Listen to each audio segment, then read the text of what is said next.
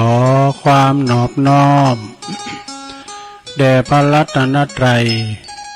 อันมีพระพุทธพระธรรมพระสงฆ์เป็นสรณะที่พึ่งกราบแนบไต่ไหวสาถวายความเคารพมายังครูบาอาจารย์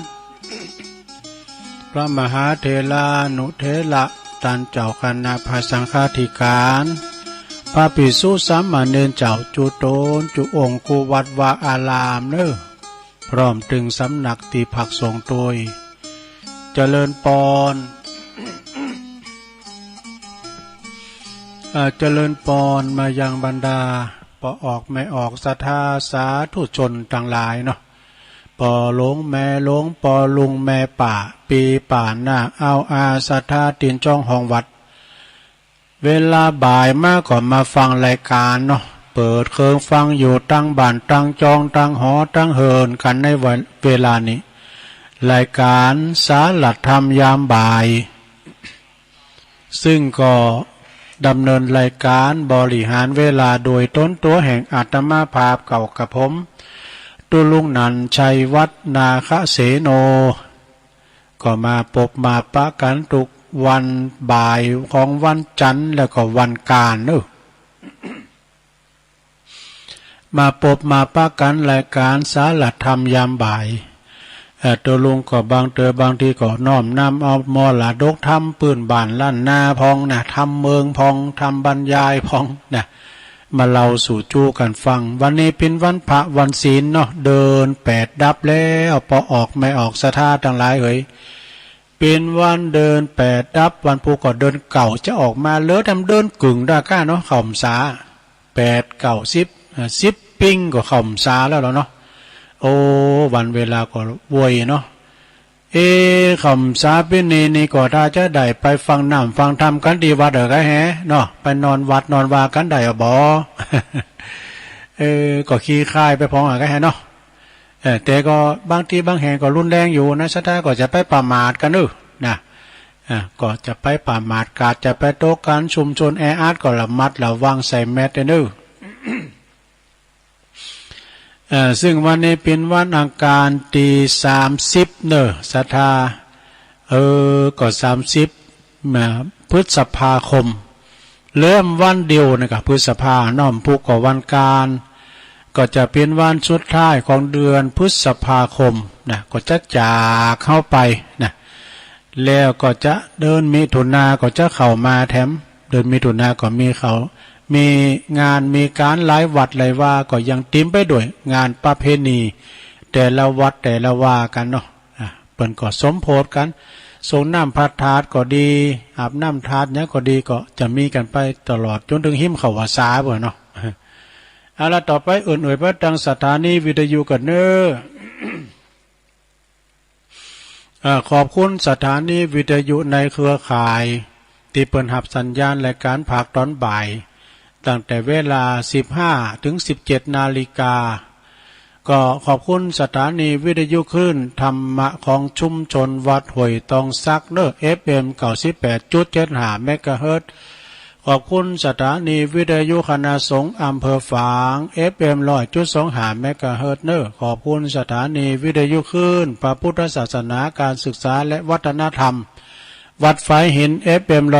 104.50เนอขอบคุณสถานีวิทยุมนเสียงธรรมวัดบุพารามอำเภอแม่แจ่ม FM 106.25 เมกะเฮิรตซ์ขอบคุณสถานีวิทยุบ้านทุ่งเรดิโอ FM 89.50 เมกะเฮิรตซ์สันป่าตองเนอศรัทธาญาติโยมทั้งหลาย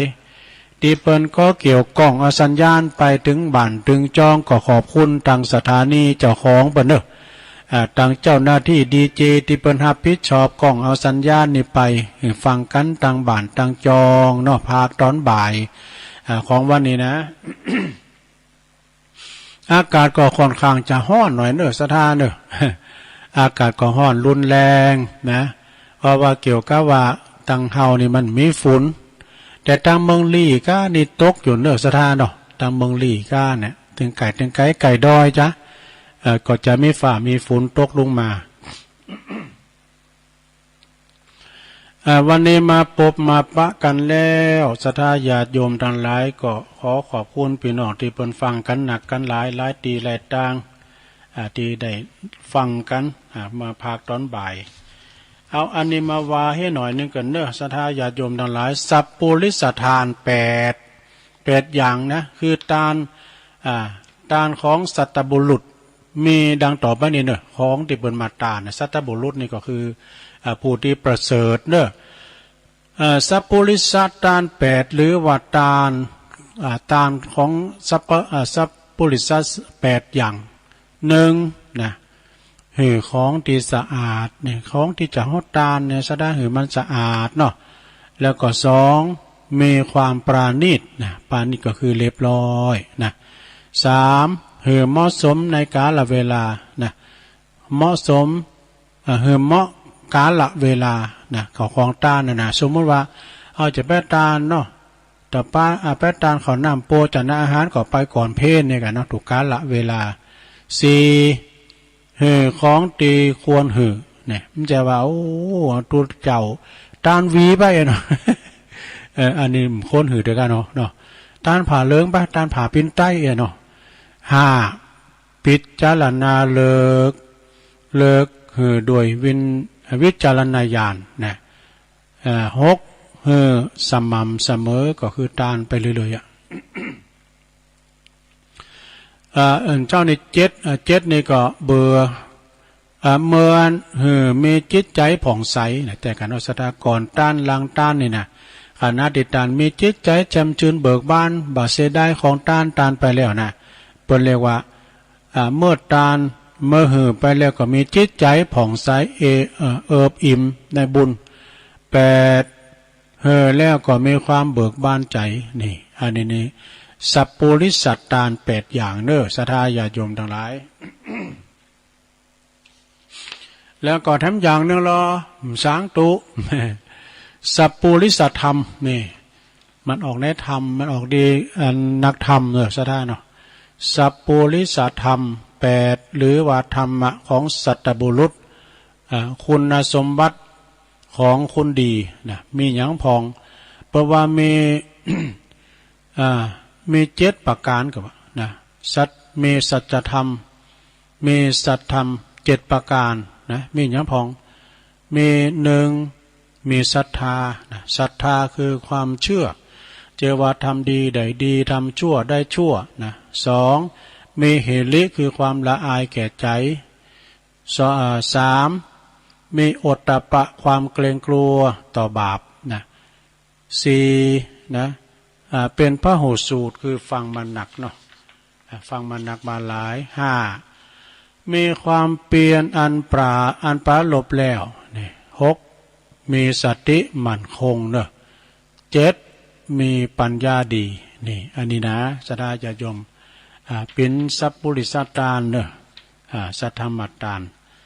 ก็มาฝากฟังไว้ให้ศรัทธาญาติโยมได้ฟังกัน แถมอย่างหนึ่งเนอะศรัทธาญาติโยมทั้งหลายนะอันนี้ก็ถ้าอุดถึงความขยันหมั่นเป็นความคักความหมั่นความขี้ข้านมันมาโดยกันเนอะศรัทธาความขยันกับความเกลียดค้านนี่มันมาโดยกันความขยันนี่เปิ้นว่าเป็นจะได้ผ่องความขี้ข้านเปิ้นว่าถ้าว่าขี้ข้านนี่เปิ้นเปรียบเหมือนแมลงวันเนี่ยคือแมงมุมหัวเขียวมันขี้ข้านว่ะถ้าขยันเป็นแมลงผึ้งนี่คุณสมบัติของแมลงวันเนี่ยแมลงวันนั่นก็คือหนึ่งมันขี้ข้านนะมันเกลียดค้านแมลงวันนะสองมันสอบขโมยของเขากิน สอบลักขโมยของเขากินสามมันชอบของเหม็นเนี่ยเป็นว่าของเหม็นแมงวันชอบตอมของหอมแมลงผึ้งชอบดม อันนี้เป็นลักษณะของคุณขี้ข้านหรือว่าแมลงวันนะขี้ข้านมีสามอย่าง แล้วก็คุณสมบัติของแมลงผึ้งนั่นก็คืออย่างใดของคุณคักด้วยนี่นะคุณหมั่นคุณขยันหนึ่งมีความหมั่นความขยันหมั่นเป็นนะผึ้งนี่มีความขยันสองมันชอบของหอมหวานเนอะ นะของหวานหวานหอมหอมเนี่ยไปสอบไปเอาเกสรดอกไม้ก้าเอกอะไปเอาของหอมผึ่งนี่เปิ้นเล่งใดดูเปิ้นเล่งโดยยังน้ำตาลก้านี่ เปิ้นเอาน้ำผึ่งมานะผึ่งนี่เปิ้นผึ่งโกนอ่ะเปิ้นเล่งตามป่าดอกไม้น้ำใยพองเนี่ยปืนก็ไม้ก็ตอกเนาะแล้วก็สามเนี่ยคืออย่างสามความรักความสามัคคีพึ่งนี่มีความสามัคคีนะจ๊ะนะสมมติว่าเฮามันจีห้อยโตนะขัดใจลบนะจ๊ะนะมันก็เหมือนกับว่ามันโทรศัพท์หากันอ่ะมันแบบว่ามันจะส่งสัญญาณให้กันนะเจ้าหมูมันจะมาทีเดียวนะมาจีเขานะก็มาจีให้โตนะมันจะส่งสัญญาณนะคล้ายๆก็มันโทรศัพท์มันไลน์หากันอ่ะ มันโทรศัพท์มากันนะเป็นอันมาแรงพึ่งนี่มันมีความขยันแล้วก็มีความสามัคคีกันด้วยนะเหมือนกับหมดแดงหมดงามหมดอันเนี้ยหมดนั้นหมดสุ่มนะการมันครบนะมันจุนตายนะมันถึงปล่อยรู้ซะนะจุนว่ามันตายอ่ะมันถึงครบนะมันมีความสามัคคีกันขนาดใบไม้นะมันโน้มลงมาเป็นหั่งมันได้เนาะอันนี้มีความขยันเอากรรมบักเก่าทำกรรมหนึ่งศรัทธาญาติโยมทั้งหลาย กรรมบักเก่านี่มันกินอกกินใจเนี่ยเข้าห้ำกรรมคือกรรมกะโลงกรรมอย่างต่างๆเขาฟังมันโอ้ยมันโมนกรรมบักเก่าเราไหวกรรมโบราณเปิ้นว่าหลงโลกนี่เขาลืมตายนะโอ้โลกนี่สวยงามแต่เขาก็ลืมตายมีไฟแสงสีเสียงเอกก็หลงโลกลืมตายหลงกายลืมแก่เนี่ยโอ้เฮาหนุ่มกำล่ำก่อมตึมแก่สักเตือนะมันมีพละกำลังแต่หาหัวไม่ว่าความแก่มันมาถึงวันนะเจ้าสายบ่ายเย็นเดี๋ยวก็วันเดี๋ยวก็ติดเดี๋ยวก็เสาเนี่ยมันพลากเอาเฮาไปเตือนหน่อยนะอายุของคนเฮาสังขารของเฮาก็ไปเตือนหน่อยเนาะก่อนนี้โทษกาพื้นเตี้ยวขึ้นดอยมอนไหนก็ขึ้นได้หมดกันเฒ่าแก่มาแล้วก็เอาล่ะแห้งก็ไข่ตกไปกันนะเรียกว่าเมาหลงกายลืมแก่นะมันก็ถึงแก่มาถึงวันเนาะสดาแล้วเป็นว่าหลงโผหลงเมลืมปอลืมเมก็แตกกันเนาะแต่ว่าหลงในขอบโคหลงโผหลงเมเนี่ยลืมปอลืมแม่นี่แต่มีแต่เด้อแล้วก็เป็นว่าหลงเข่าของสมบัติลืมศาสนาเนี่ยหูวัดหูวามยังสดาเมาหิเมาหาเมากะเมาขายจนลืมวันพระวันศีลนี่ก็ไม่นับเนี่ยเปิดว่าลืมเพราะว่าลืมศาสนาไปกรรมนะก็มันเมาเสาะวาหากินตัวลงเอ้ยมันจะมีอย่างเตอปล่อยมันมังมูลตุนเต่าก็ไปวัดดีๆนะ แล้วมันได้มันแต่เต่าแต่รวยสักเดือได้ก็ไม่ได้ก็ทำไปนะผมใจบังคับหรอก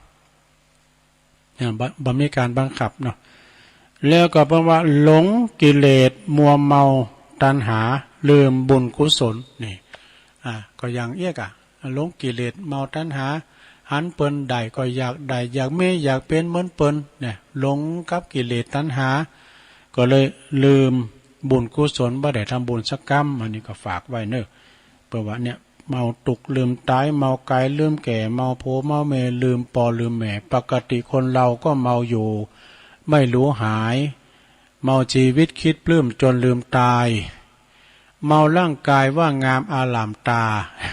เมาร่างกายว่างามเนาะฝากไว้เนอะศรัทธาญาติโยมทั้งหลาย ตอนนี้ไปก็จะเอานิทานกล่อมมาเล่าสักหน่อยนะศรัทธาก่อนมันกล่อมเหมือนกันนะมันมีนิทานได้ยินกันพอละกันเทพธิดาเข้าตอก จะได้ยินกันเพราะเราจะได้ยินก่อนพิญญาณคุณทิมได้ยินก็มีเพิ่มเติมปัญญาไปนะเรื่องเทพธิดาเข้าตอกเนี่ยเขาตอกดอกไม้นี่ก็เขาตอกที่เขาไปวัดนี่กันเนาะนะมีเรื่องนี้มีมาว่าคราวหนึ่งพระมหากัสสปะเถระเจ้าเขาฌานอยู่ที่ถ้ำนะอยู่ที่ถ้ำปีพลิกอยู่ว่าถ้ำปีพลิกนี่นะเดือน7 วันด้วยกันศรัทธาญาติโยมเมื่อออกจากฌานในวันที่7แล้วก็เล็งดูที่จะเที่ยวพิฆาจารโดยหูติบนะโดยได้จักคู่ติบโดยตาติบผลนะก็ได้หันมายิง เฝ้าหน้าเขาสลีเฝ้าหน้าเขาสลีอยู่คู่หนึ่งนะแม่ยิงนี่ก็เฝ้าหน้าเขาสลีเปิ้นเยอะเขาสลีเปิ้นปลูกเขาสลีนะกำลังเด็ดเอาโฮงเขาสลีมาโคปิ้นเขาตอกอยู่จึงเล็งดูต่อไปว่านางนั้นจะมีศรัทธาหรือไม่นะจะมีศรัทธาความเจอหรือไม่ก็ฮู้ว่านางนั้นมีศรัทธาเด้อนะจึงได้ออกได้ครองบาทนะบาทตกปัดรัศดองห่มจีวงห่มจีบงจีวรห่มสบงทรงจีวรหือเรียบร้อยบาทเนาะบาทไปก็ไปยืนอยู่ไก่กับหน้าเขาสลีของนางเนาะนะไปยืนอยู่ไก่พอแม่ยิงคนนั้นแลหันก็เกิดความเหลื่อมใสว่ะอย่างซาบซึ่งประวัติซาบสารเวลาเดินปิกมาบ้านนางก็มาถูกงูเห่าหอมมาคบตายเหรอนั่นเมื่อวันนางตายไปแล้วก็ขึ้นไปเกิดในเมืองในกนกวิมานสูงได้60 โยชนะดูในดาวดึงสวรรค์เนอะได้ไปเกิดในเมืองสวรรค์จันฟ้าจันดาวดึงสวรรค์พอเกิดพ่อเกิดแล้วลึกจาดได้ทันทีว่าเพิ่นนึกจาดได้จึงเกิดว่าเฮานี่ได้ทำบุญไว้น้อยนักเด้อทำบุญไว้น้อยนักควรที่จะทำบุญให้เพิ่มเติมขึ้นมากๆไปนะเจ้าขึ้นมารีบถือเอาไม้กวาดทองคำไม้กวาดทองคำกระเช้าทองคำนะลงมาปัดมากวาดบริเวณที่อยู่ของพระเถระเจ้านะแล้วนางก็ตักน้ำชั้นน้ำใจไว้ได้นะใจเวลาพระเถระไปบิณฑบาตมาเนาะเวลาพระเถระไปบิณฑบาตกลับมาแล้วก็หันว่าของเหล่านั้นทำไมก็บ่เข้าใจว่า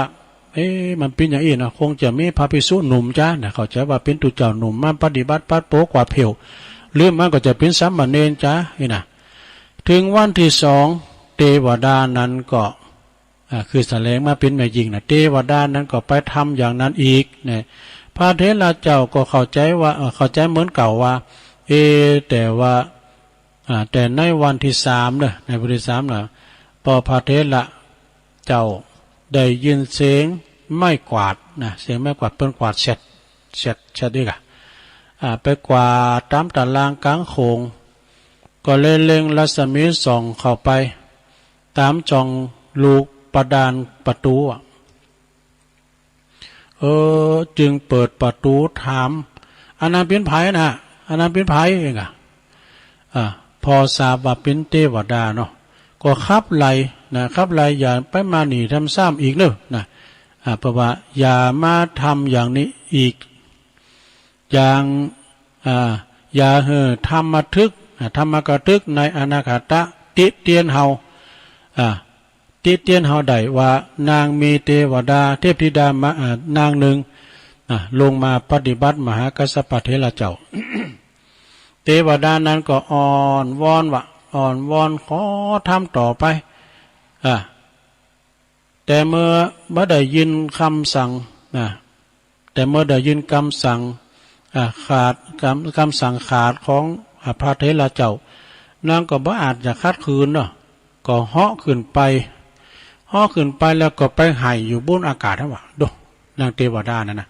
เป็นหายอยู่บนในหงอากาศแถมพระพุทธเจ้าก็จึงทรง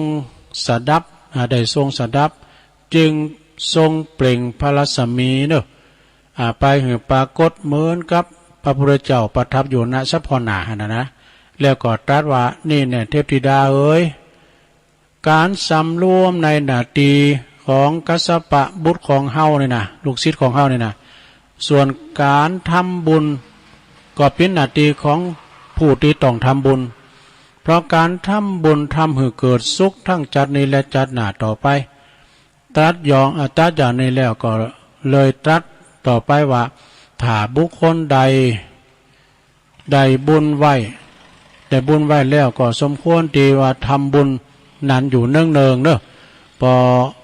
ควรพอใจในการทำบุญนั้นเพราะการทำบุญหือมากหนักนั้นก็ยอมเกิดความสุขดังนี้นะแล้วก็จี้เรื่องนี้ก็จี้นั้นว่าขึ้นชื่อว่าทำความดีขึ้นชื่อว่าความดีควรทำล่ำไปนะทำไปเรื่อยๆเองนะจบสถานิมพอยาวเหมือนกันนะเป็นนั่นนิทานธรรมเด้อสถาเลยยิบยกเอามาเราสู่จูกับศรัทธาญาติโยมได้ฟังกันเนาะก็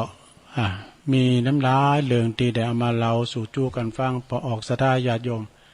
ในวันนี้ก็ซึ่งเป็นวันติดที่แรกก็ว่าจะเอาธรรมมาติดนี่นะในธรรมนั้นก็คือมีแม่อุ้ยหล่าก็เนาะอุ้ยหล่าเปิ้นฝากมาทำบุญอุ้ยหล่าวงสายะโตเปิ้นอยู่ปูนอยู่ดงหาดนาคเนาะก็ลังฝากเจ้านี่ก็ได้นะอุ้ยหล่านี่เปิ้นก็ฝากแม่สุกแก้วเปรกัญญามาเนาะอุ้ยหล่าวงสายะอายุเก่า15 ปีว่ะ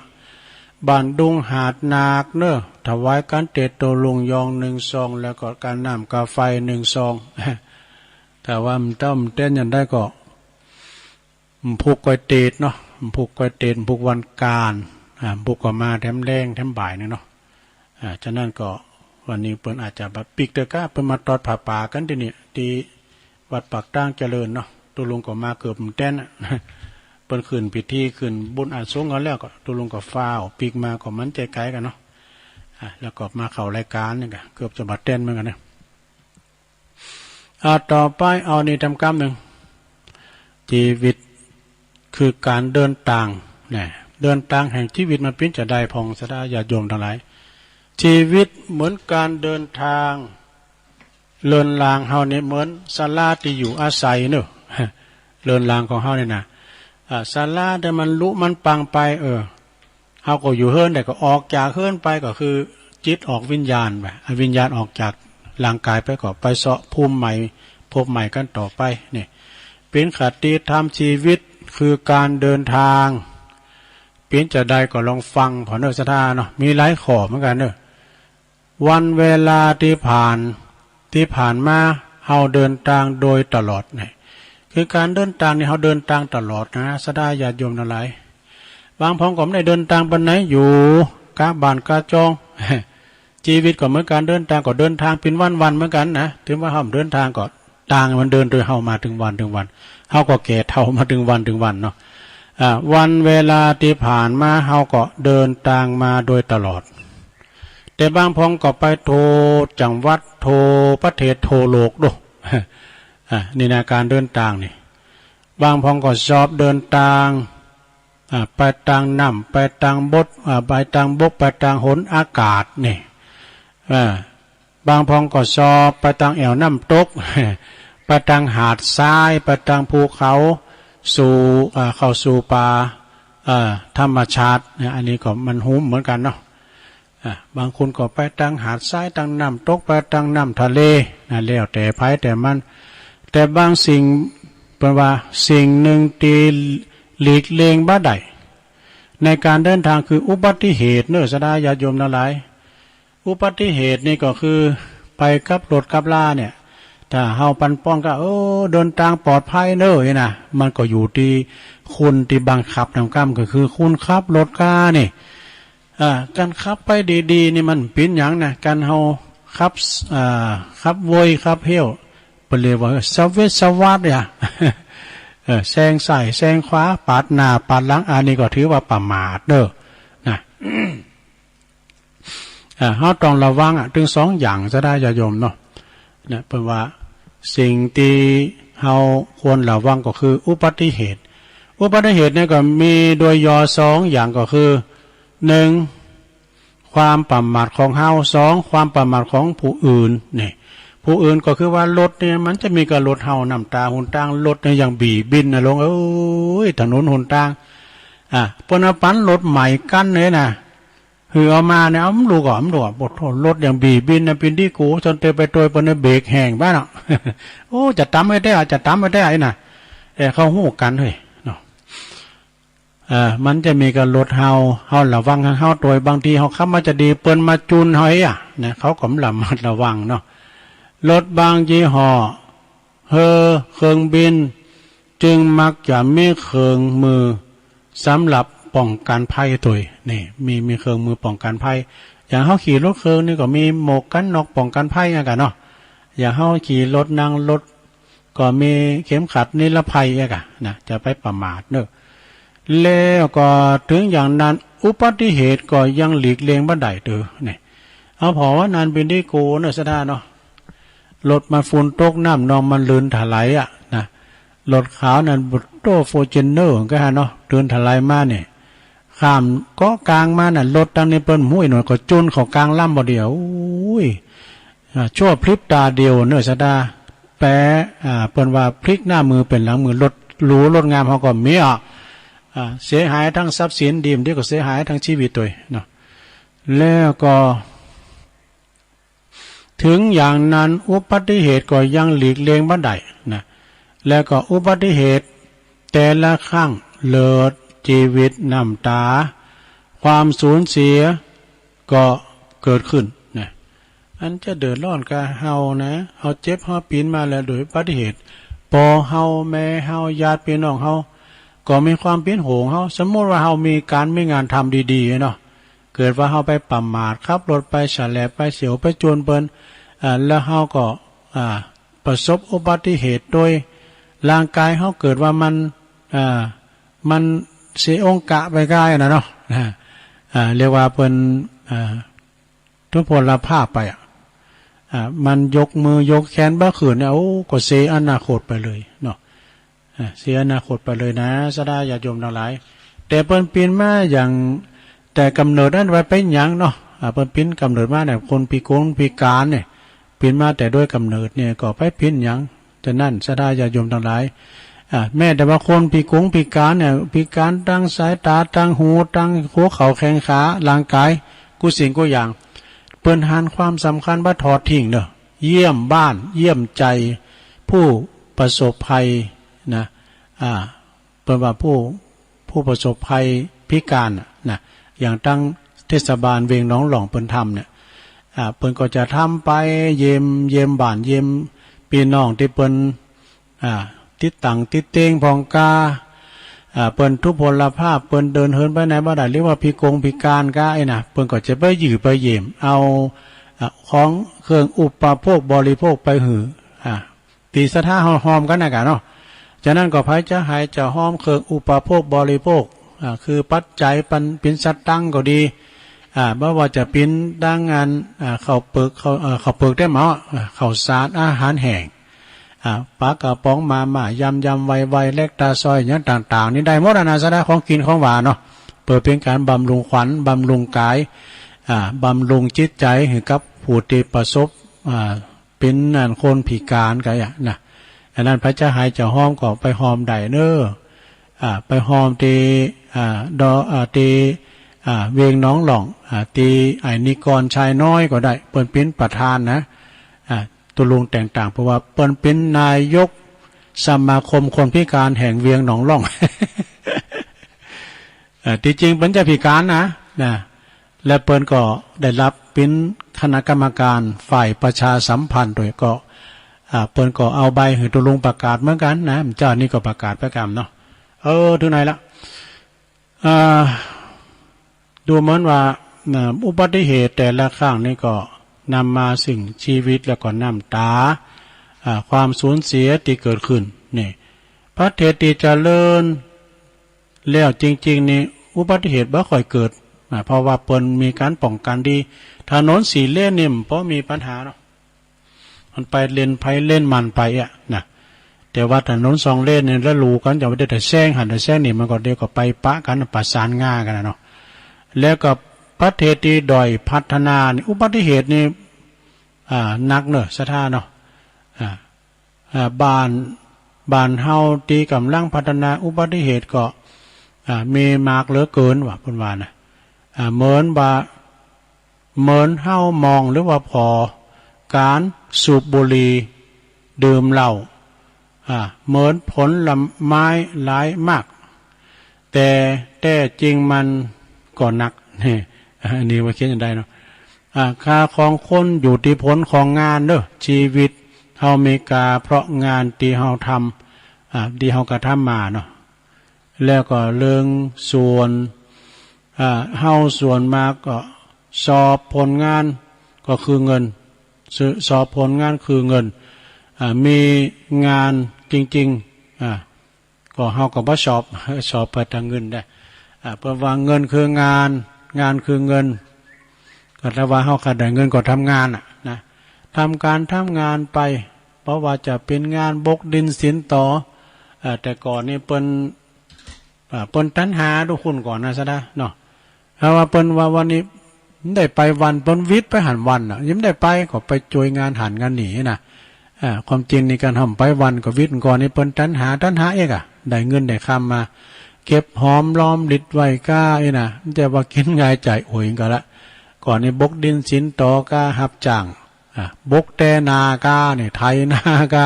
แต่ก่อนนี้ที่หับจ่างมันหลายเนี่ยคุณตกงานก่อนนะซะนะงานก็มีอยู่ตลอดเนาะงานคือเงินคืองานบันดาลสุขเนอะสัทธาได้เงินคำกำแก้วก็โอ๊ตอ้อมเอาไว้กินไว้ตาลพองเอกนะ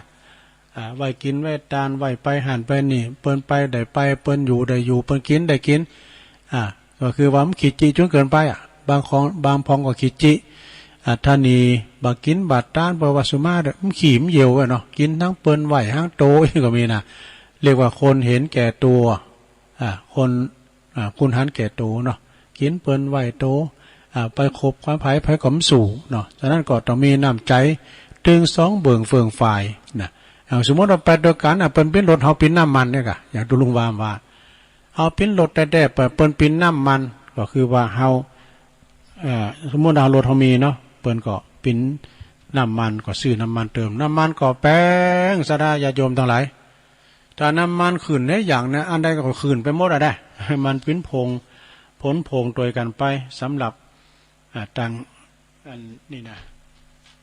น้ำมันเนี่ยไข่ก่อแป้งน้ำมันพืชก่อแป้งเนี่ยกะเราเนี่ยทานน้ำเหลืองกันเนาะหลังว่าเต้นจบอยู่กับยาวเหมือนกันนะนี่ทานเรื่องนี้ก็เหมือนกันว่าได้ยินแล้วก็เพิ่มเติมนัก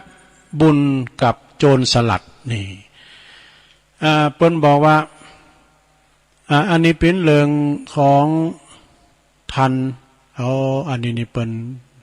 นิทานตามเมืองนอกบน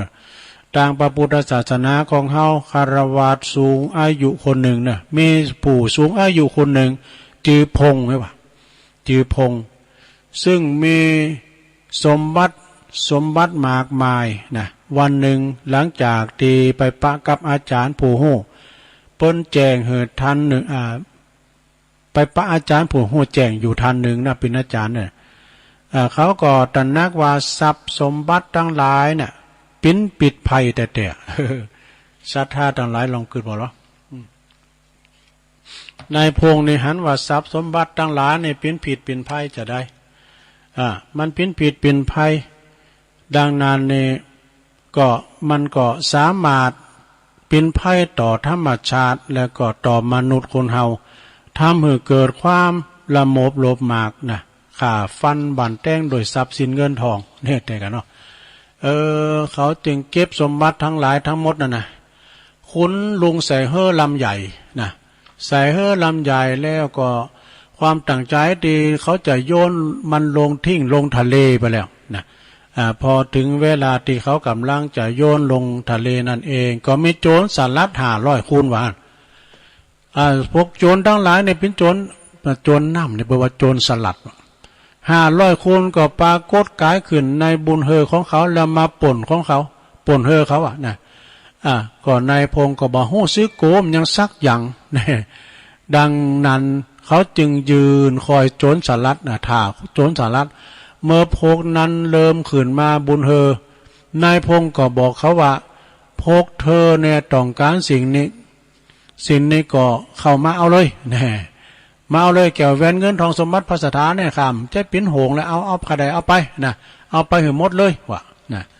โอ้พกโยนสารัดตั้งหลายก็หูซึกประหลาดใจมากหนักเนอะไปป่นแต่ละเตอเนี่ยเจ้าทรัพย์มักจะโกแล้วจะต่อสู้อันนี้ยืนหึดเลยนะพวกเขาก็เลยบอกเกยหันนักเดินทางแบบนี้สักเตอนะแทนที่จะตกใจจะโกกับพวกเขาเอาทุกสิ่งทุกอย่างไปอย่างมีความยินดียกนะแล้วก็โจรก็พวกโจรเขาก็ถามว่าทำไมท่านจึงบ่เหมือนไผเลยฮะนะท่านยังเหมือนไผก็ทำไมท่านจึงยอมพกเฮาเอาทรัพย์สมบัติเนี่ยของท่านเนี่ยไปได้ง่ายโดยบ่คัดขืนบ่หยุดติดหรือว่าบ่มีความโศกเศร้าอันใดหรือว่ามีความตกใจแม้แต่น้อยเลยนะท่านมีฮื้อท่านเนี่ยท่านจึงยกนะนายพงศ์ก็ตอบว่าฉันจะต้องไปยึดติดกับมันทำไมฉันจะต้องโกบหยางแถมการต่อไปเพราะฉันหู้ว่ามันบ่มีหยังเลยเนี่ยนอกจากมันจะปิ้นปิดแล้วก็ยังกำลัง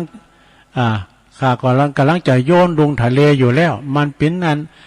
ทรัพย์สมบัติทั้งหลายมันก็ปิ้นปิดเหมือนกันนะถ้ามันคุณเฮาตายย่อนปิดของมันก็คือเป็นจี้เป็นป่นกันแน่เนาะหากพวกเธอขายหู้ซึกว่ามันปิ้นประโยชน์กับพวกเธอได้พองก็ฉันยกเหือทั้งหมดเลยเนี่ยฉันยกเหือพวกเธอทั้งหมดเลยว่ะนะในพงบอกนะหลังจากฟังเขาอู่แล้วเนาะพวกโจรเรียกว่าโจรสารัดถึง500คนเหล่านั้นก็สะดุ้งอย่างไรสะดุ้งหูซึกโตพวกเขาก็เลยคุบเขาลงต่อหน้าเขาโดยความสำนึกผิดนี่และขอเป็นลูกศิษย์ของเขาเนอะนายพงก็แขนหับพวกเขาโดยดีเขาก็บริจาคทรัพย์สมบัติทั้งหลายเหล่านั้นแก่วัดหนึ่งนะคือวัดพัทธาดอยน้อยใจสุมาเนี่ยไปกำลินมาได้เขาก็ยกทรัพย์สมบัติทั้งหลายให้แก่วัดหนึ่งนี่นะเป็นไว้นะเป็นตานแก่อรหันต์หนักบุญทั้ง500คนน่ะ500คนนั้นจะต่อมาโพเขา500คนกลับกายผู้โจรกลับใจเนี่ยก็ไปฝึกกรรมฐานบำเพ็ญบรรลุอรหันต์เป็นในที่สุดดูเนาะเมื่อเฮาสามารถเห็นโหจากเรื่องนี้ได้มันบัจจัยสิ่งตีบดีนะจะเป็นเจ้าของทรัพย์สมบัติจากเรื่องนี้เมื่อหันว่านายพงกำลังจะโยนสมบัติลงทะเลเฮาก็อาจคิดว่าโอ้คนนี่จะเป็นผู้หู้แจ้งจ้ะหู้แจ้งแต่จริงนะน่าอัศจรรย์เป็นอย่างใดก็ตามนะในตอนจบของเรื่องนี่เพิ่นบอกว่า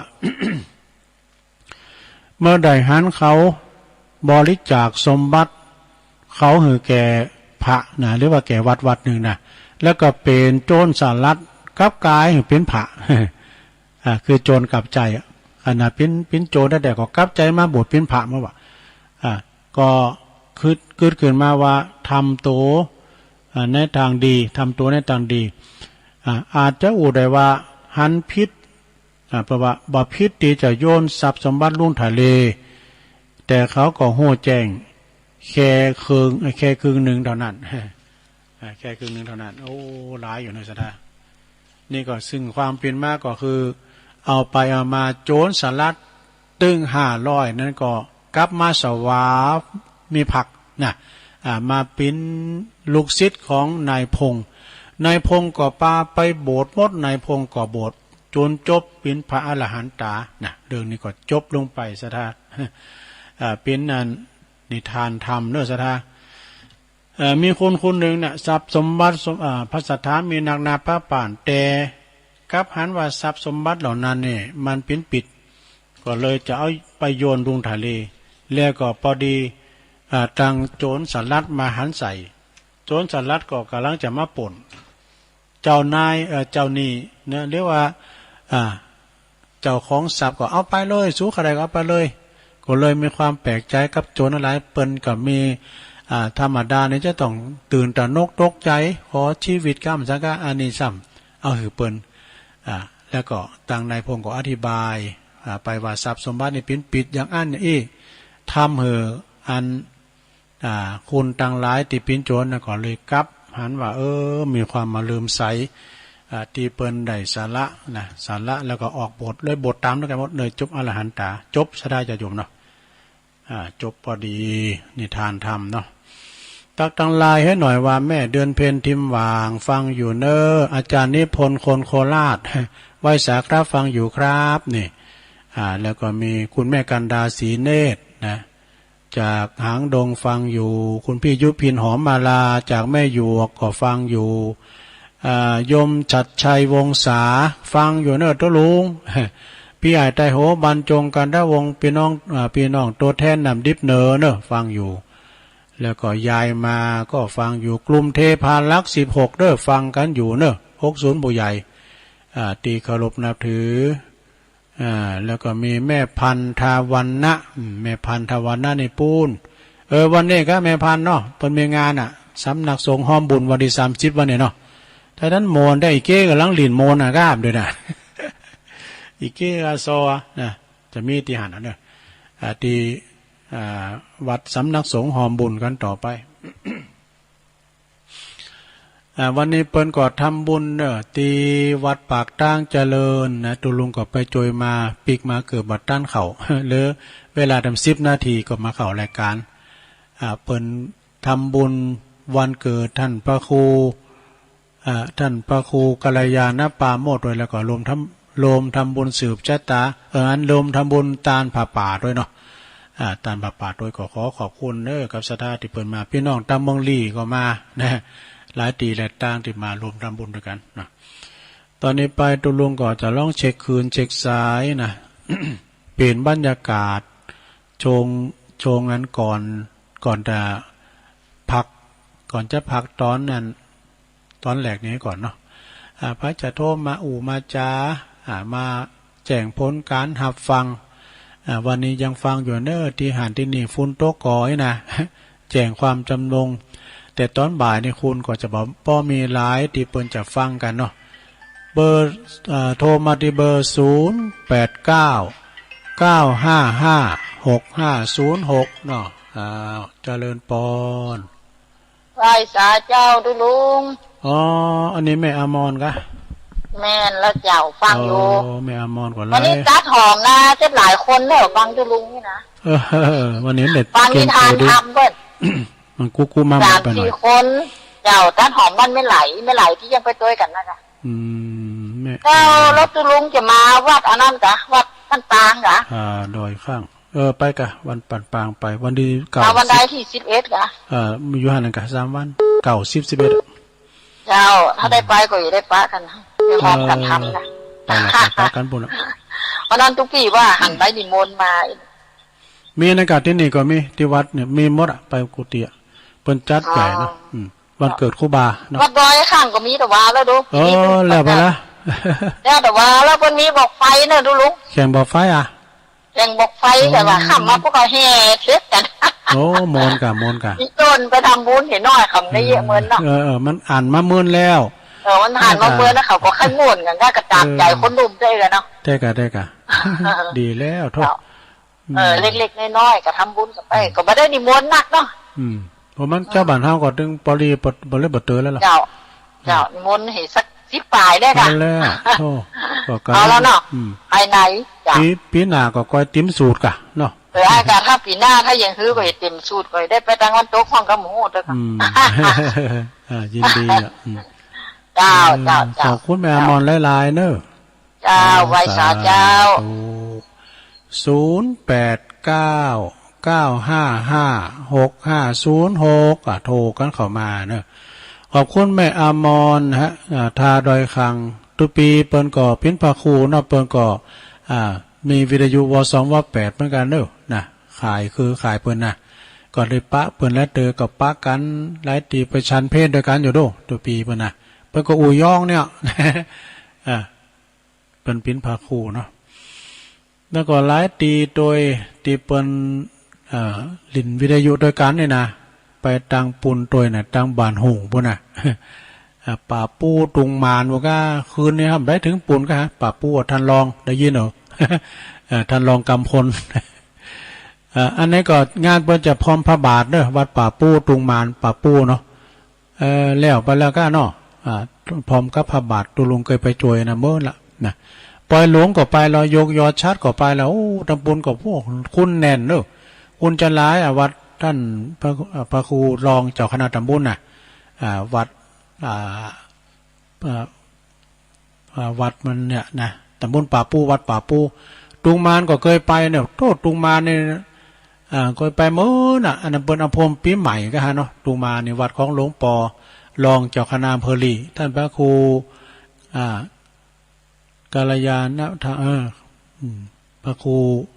ตุลุงปันนะครูบาปัน ก็เคยหูจักบันดีรองเจ้าคณะอำเภอบ้านห้องนะวัดทุ่งม่านจือลืมไปว่าก็สูงหมู่ตั้งงานปูนน้ำเนื้อตั้งหอยแทงทั้งนะโอ้พี่น้องก็ไม่ลายเนี่ยบ้านหอยแทงนะกูขาวกันเนี่ยตีตายไปก็มีตียังก็มีแล้วไปลูกไปร้านเนี่ยไข่มันดิ้มไข่หูจักกันไปได้หอยแทงก็วัดเปิ่นเจริญเนอะวัดห้วยแทงโพธิญาณนะเปิ่นมีครูบามาบริหารโอ้วัดเปิ่นการกรุงลุงเรืองเจริญที่เปิ่นมีการมีงานแต่ละครั้งตุลุงก็หันในเฟซในไลน์นะเปิ่นแห่ตุ่นแห่จังกันอย่างวันนานเนี่ยกะครูบาเมื่อกันเนี่ยครูบาลาวันที่เก่าที่ผ่านมาก็มาหันในเฟซโอ้ยก็ขบวนบรรยาวไปกิโลบ่เนี่ยเพื่อก็ห้ามครูบาเขาเนาะครูบาดอนเขาครูบาปันก็โอ้หลายอยู่มีภูมิเงินภูมิทองมีแพ้วอันเนี่ยขบวนตุงขบวนจอ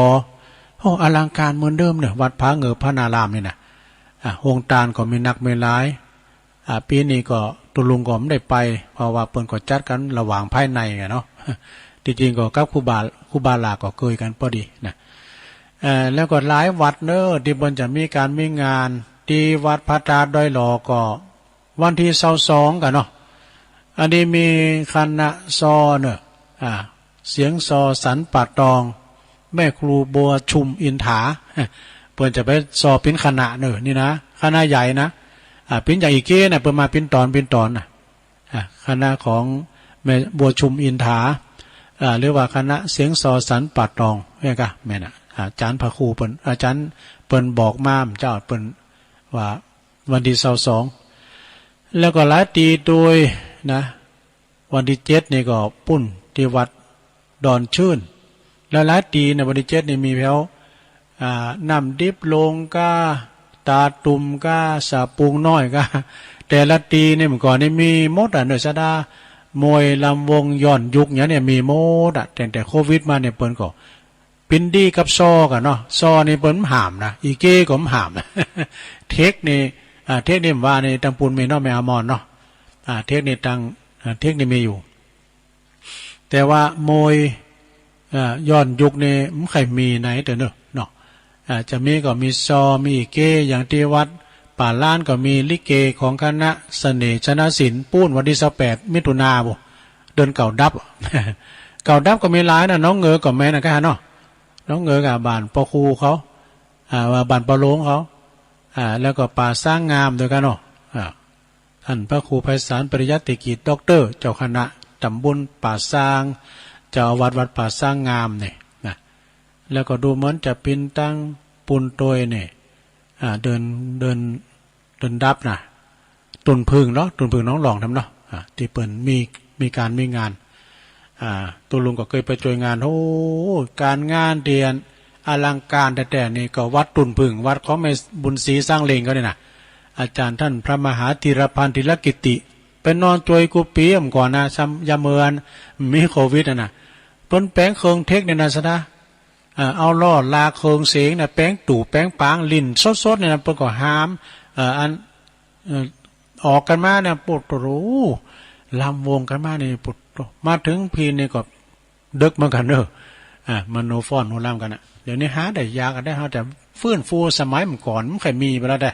นะอาจจะมีกระซอกะอีกเก้กะเนี่ยเนาะโอ้ตีหลายตีกับที่เปิ้นมีการมีงานนี่นะเนาะ แล้วก็สุงกระแสเสียงไปทางซ้ายไต่วันที่10นี่ก็ที่วัดวังพางเนอะปนเจ้ายกจอฝ่าวิหารนะมีซอดูมันจะเป็นอุทัยน้องปามันก็ฮะปรามปจานเปิดก็จดเบอร์โทรกันมีหยังคืบหน้าก็โทรมาในปจานดูจะได้ประชาสัมพันธ์ยกจอฝ่าวิหารวัดวังพางตำบลวังพางอำเภอเวียงหนองล่องท่านพระอาจารย์ผลไปจะไปหับโฮงตาลก็ดีนะก็เจิญกันได้เนอะหับโฮงตาลหับสังฆทานที่พระอาจารย์ผลเนาะไม่ใจเขามาหล่ำนะครับไม่ใจเขาน่ะ ไม่ใจปกกำนั่นเขาเนาะยอบย่างให้กันเนอะสาดาตุลุงก็ไปใจเสียงที่วัดปากตั้งเจริญมามุนมาหนักหน่อยก็เดี๋ยวยอบย่างกินน้ำกินน้องให้ก่อนเนาะเดี๋ยวก็มาป้ากันนำคำหนึ่งเนอะเจริญปอน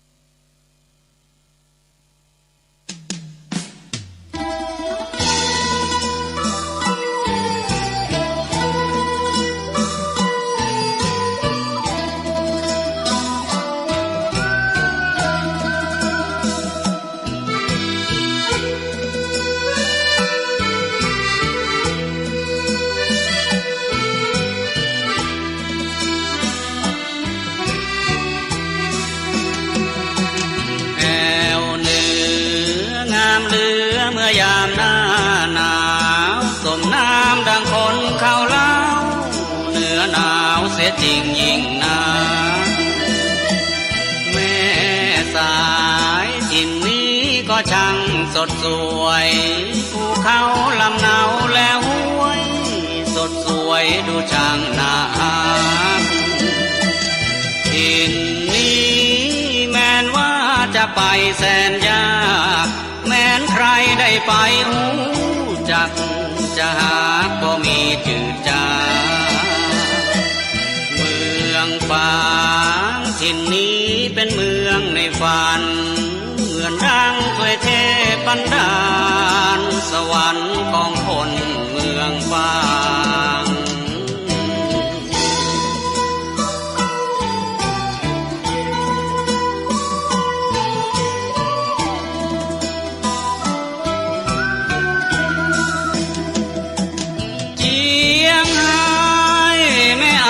ประเสริฐเลิศล้ำวัดน้อยที่ดอยแสงธรรมสุดคำเอื้อนเอ่ยอ้างเชียงดาวแม้นใครได้ไปรื่นร้องแดนดินที่น่าชื่นชมรื่นรมชื่นชมสุขใจ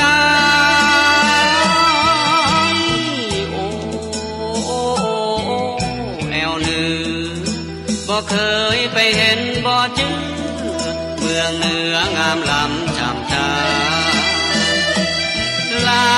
แล้วเมืองฟางเชียงหายเชียงใหม่หนาวนี้จำต้องจากไกลเมืองเหนือฝังใจบ่ลืม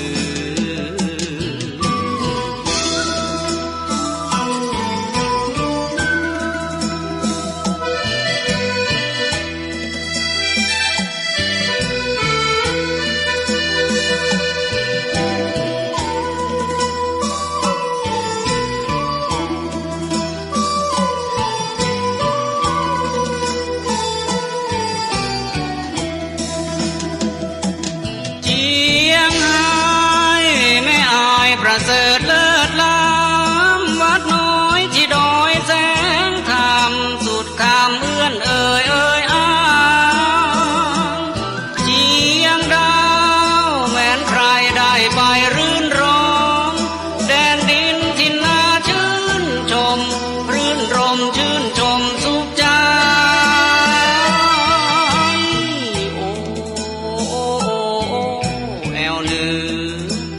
เคยไปเห็นบ่เจอเมืองเหนืองามล้ำจำจาลาแล้วเมืองฟางเจียงหายเจียงใหม่หนาวนี้จำต้องจากไกลเมืองเหนือฟังใจบ่ลืม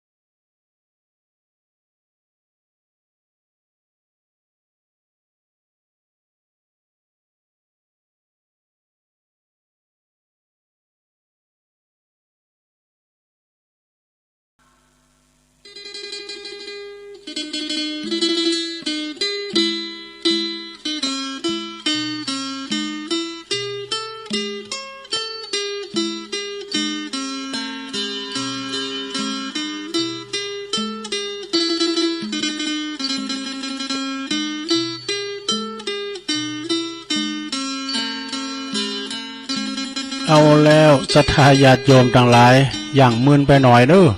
เขาเพลงไทยลูกทุ่งเก่ามานี่พอดีมี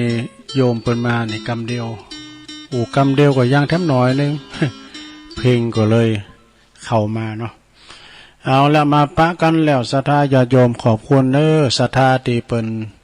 ฟังกันก็ดี แล้วก็ขอบคุณทางสถานีวิทยุคืนต่างๆที่กล่าวไปแล้วที่ได้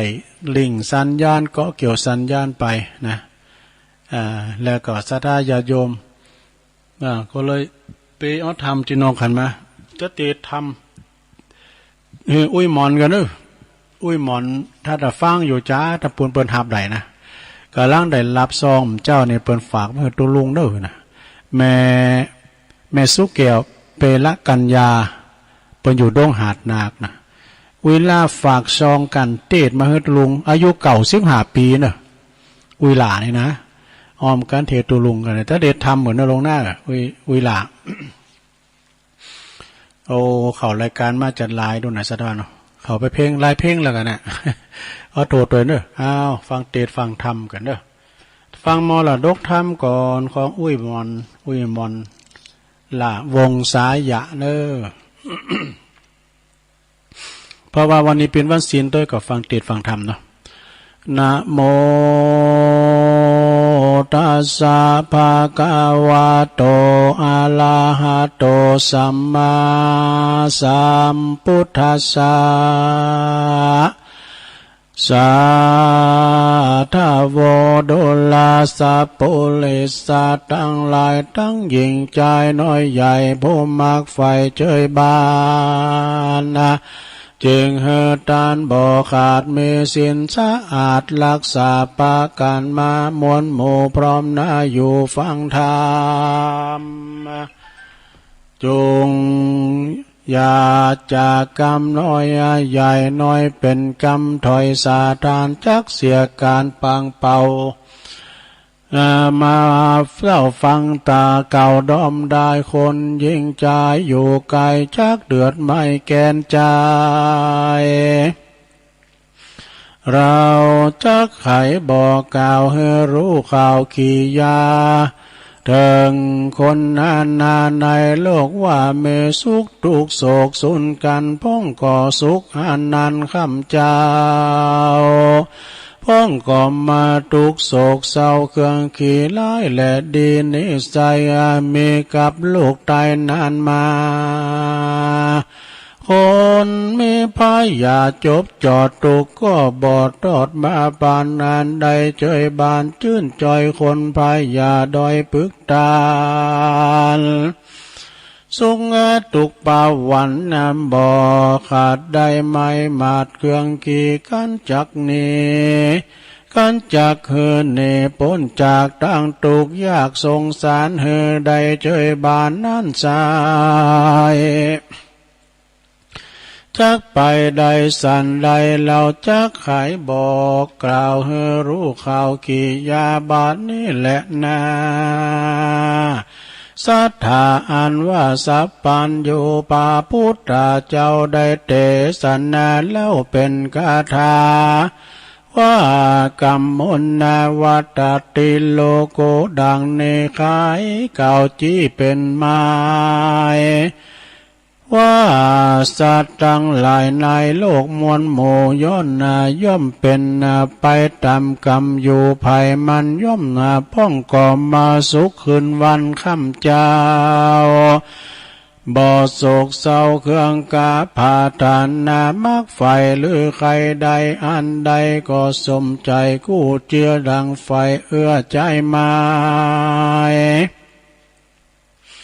โลกาลายพายาตก็บ่มาปาดอินทรีลูกหลานเมใหญ่น้อยสอนอยู่ทรอยฟังกรรมบ่มัวมัมบ่มัวดำกลายหยาบบ่กะทำบาปกับตนจุมหลังคนนั้นใส่สร้างกรรมไว้ลายลำกรรมตอบกรรมก็มาสนองตามตอบสาย ได้ตกไล่เครื่องกาอาณาถายากไล่หาเลี้ยงใส่ตามบ้านเอวขอตานเลี้ยงตองตุกโศกซองเครื่องขีเปียที่ก็มีบ่ขาดมายาก็บ่อาจจักหายพ่องก็มาตายแต่น้อยบางพ่องก็มากาดก้อยยำจัลาตามกรรมมาปาตอบใส่ได้ไล่แหละเดสัตในโลกีน้อยใหญ่บ่เว้นไว้ตั้งตายย่อมจักวำไว้มวยมังบอลโลข้างคนใดกระจักตายไว้หรือจ้าตามกรรมตอบตาตัวตันกรรมภัยมันเผาเจือภัยได้ไฟเอื้อนำมากันว่ากรรมนั้นใส่จักเกิดได้มาเอาเกิดกายของเราเป็นเก้าวาจีกรรมเล่าเป็นสองจิตใจปองกาวถอยวาจีกองราสามปาการนี้เป็นหมายกันว่ากรรมทั้งหลายเนี่ยน้อยมากย่อมมาจากเจตนาดังปาพุทธาที่ไว้เตสนาไว้โอวาทเป็นบทบาทคาถาว่าภิกขเวดุลาภิกขุทั้งหลายอันว่ากรรมทั้งหลายนั่นหมายเก่าแก่คือหากมาได้แก่การกระทำบุญและบาปกรรมนั้นไซจากสำเร็จใดด้วยใจกรรมนาจักนำไปเป็นเหตุเข้าสู่เขตสถานนั่นแหละนา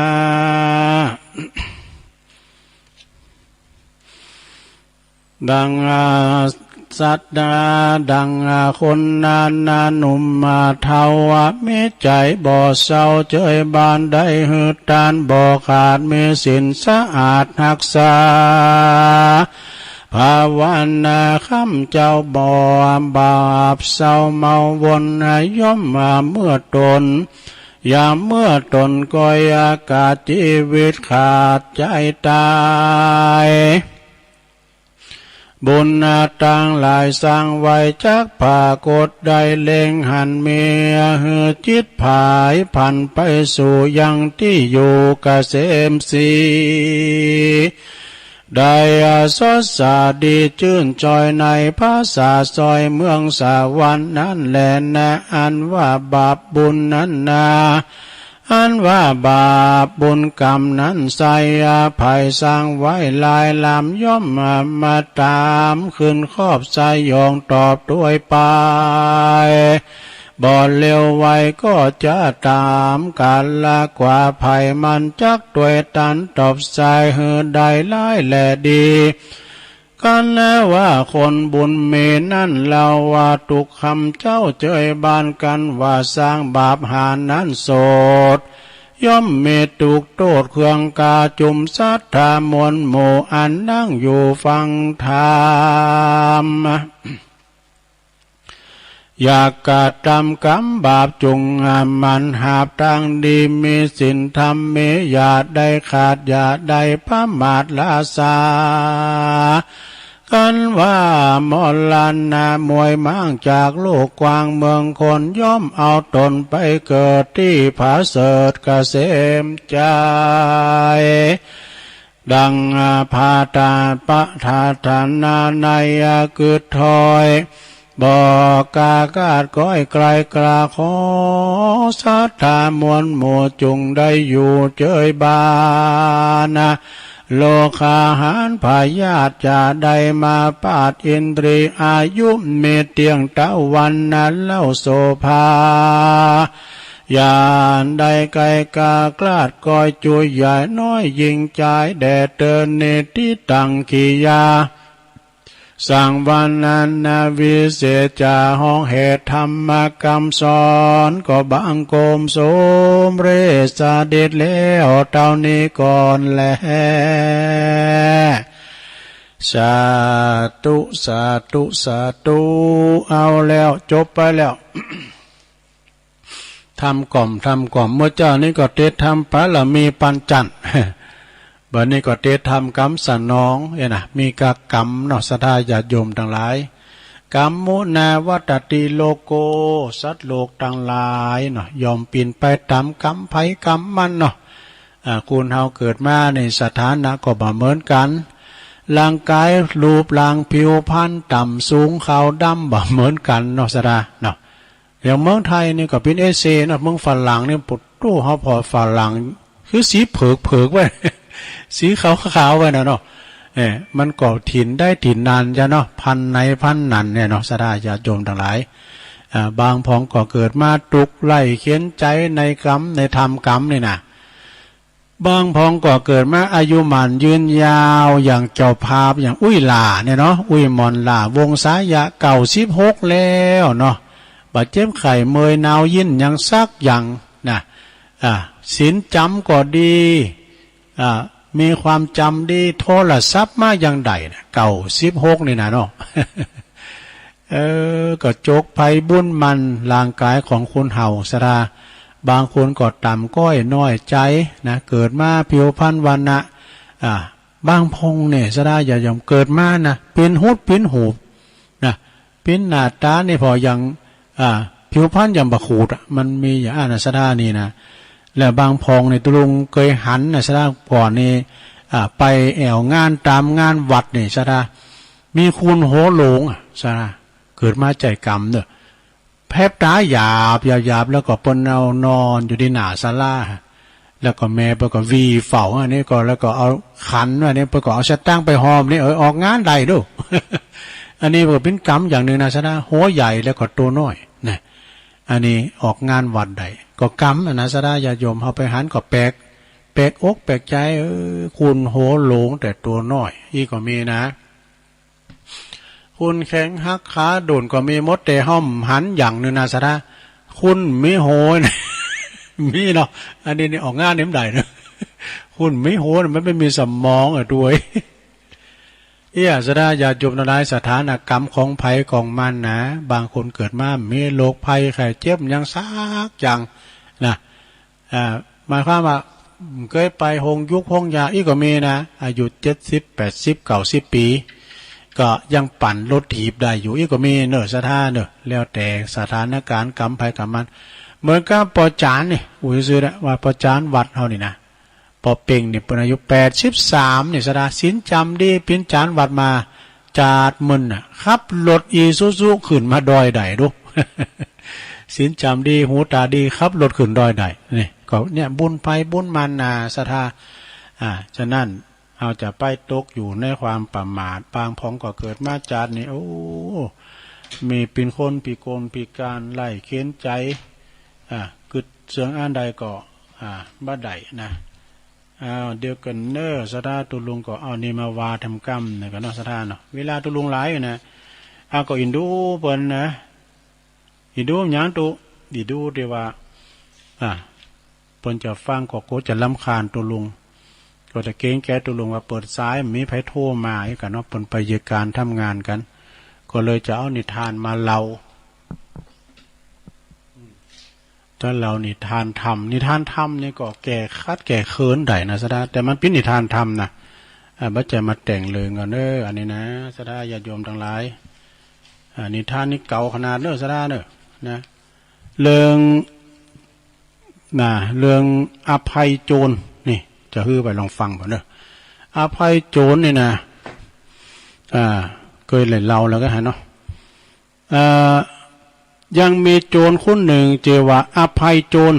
พี่ว่าจือเป็นว่าอภัยโจรนะมันจะโจรหรืออภัยนะโจรจืออภัยโจรมีบริวารมาประมาณ500ปุถโธอันนี้โจร500ด้วยนี่เตโจลาโจรตั้งหลายนั้นเที่ยวป่นเจ้าบ้านเจ้าเมืองบ้านน้อยเบิงใหญ่นี่ประมาณไกลถึง30 โยชน์โอ้อาณาเขตมันกว้างแต่ไปจริงเขาจริงของจริงเงินทองเขาปลาอาหารเปิ่นว่าสะดมป่นสะดมพี่น้องเจ้าบ้านก็ปากันเนไปเมือง อนุราชบุรีนี่หนีไปไกลได้โอ้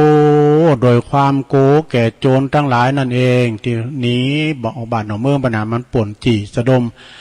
เกี่ยวแหวนเงินทองเอาไปหมดในข้างนั้น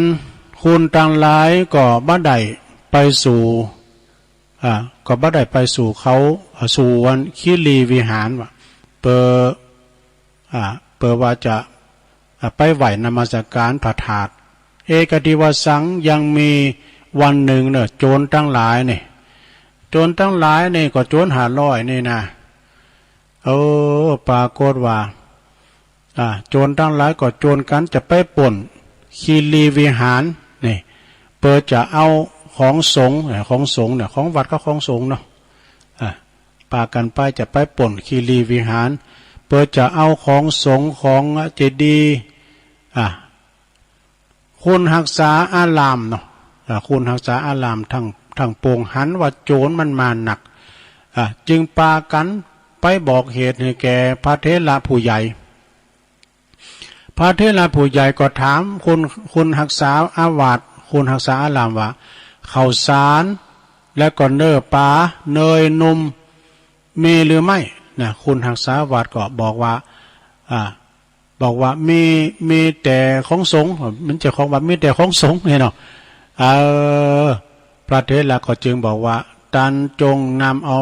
ของสงฆ์น่ะไปหุงตุ่มให้แก่โจรทั้งหลายกินเถิดเนาะยังไปเล่งโจรอยู่นะไปตุ่มเข่านุ่มเนยตุ่มเข่าหือวันโจรกินคุณรักษาวัดก็เอาของสงฆ์ไปหุงตุ่มเลงพวกโจรทั้งหลายเป็นอันมากมายนะโจรทั้งหลายได้รับประทานอาหารแล้วจึงถามคุณรักษาวัดว่าของเหล่านี้เป็นของไผ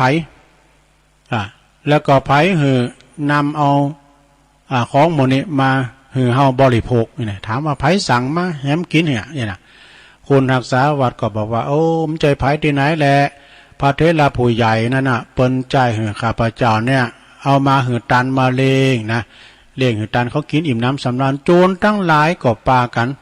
เข้าไปสู่สำนักแห่งพระมหาเถระเจ้านะถวายนมัสการว่าบอกว่าข้าพระเจ้าทั้งหลายนี่นะบอกว่าข้าแด่ท่านทั้งหลายผู้เจริญข้าพระเจ้าทั้งหลายเนี่ยปากันมาครั้งนี้นะปรารถนาจะมาป่นมาเอาของสงฆ์แล้วก็ของเจดีย์ในคีรีวิหารนี่โลบัดนี้ในข้าพระเจ้าทั้งหลายก็มาเริ่มใส่ในปฏิสันฐานของตันคือหมายความว่าต่างใจจะมาป่นแล้วก็ขึ้นว่าครูบาอาจารย์เป็นปฏิสันฐานตอนรับโดยเขานำโภชนาอาหารเนี่ยเนาะโจรทั้งหลายก็กินมาซ้ำนึกว่านะมาเริ่มใส่ในการปฏิสันฐานของท่านมหาเถระตั้งแต่ว่าในไปเบิ่งหน้านี่ข้าพเจ้าทั้งหลายจะรักษารักษาซึ่งวิหารบ่ให้เป็นอันตรายเนี่ยเจ้าบ้านเจ้าเมืองเขามาทำบุญเจดีย์เถิดนะโดยความปลอดภัยเนี่ยโจรทั้งหลายก็จะรักษาอารามตั้งแต่วันนั้นเจ้าบ้านเจ้าเมืองก็ปากันเข้ามาทำบุญกันที่วัดในวิหารเป็นอย่างดีนะขึ้นสู่ลุงหาวัดว่าอารามมาไหวพัฒกันโจรทั้งหลายก็ปากันโจรทั้งหลายก็ปากันมาต้อนรับที่หิมฝั่งแม่น้ำเจ้าบ้านทั้งปวงเข้าสู่วิหารได้ทำบุญทำทานกันทำการกุศลในพระธาตุเจดีย์ในคราวบ้าน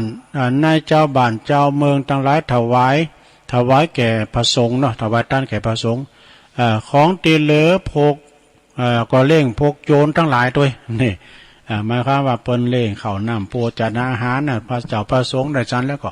เหลือก็เล่งกับตั้งพกโจรทั้งหลายตัวอีกเนาะกับบ้านกับจองโจรก็มาสูงว่าดูเจ้าบ้านก็ดีใจเนาะถ้าปิกบ้านปิกจองโจรทั้งหลายก็มาสูงครั้งนั้นเจ้าบ้านทั้งปวง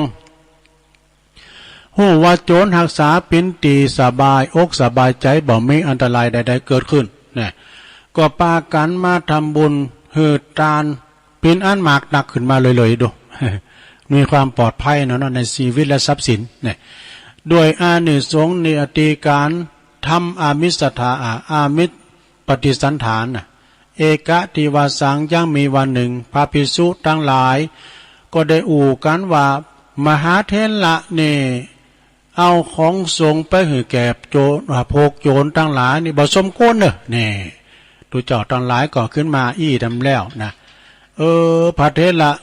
เจ้าก็ได้ฟังพระภิกษุทั้งหลายว่าดังนั้นแล้วพระผู้เป็นเจ้าจึงหือประชุมพระสงฆ์ทั้งปวงแล้วก็ถามพระสงฆ์ทั้งหลายว่าอาวุโสดูก่อนท่านผู้อาวุโสทั้งปวงโจรทั้งหลายโจรกันจะมาป่นเอาทรัพย์สงฆ์ทรัพย์ของสงฆ์นะจะมาป่นเอาของสงฆ์แล้วก็ของเจดีย์เฮาจึงกึดบ่หือโจรป่นเอาของสงฆ์แล้วก็ของเจดีย์ไปได้นะจึงเอาพัสดุของสงฆ์ไปทำปฏิสันฐานนะคือแก่โจรก็คือไปเล่งโจรโดยของสงฆ์ทั้งดังนี้นะดูก่อนอาวุโส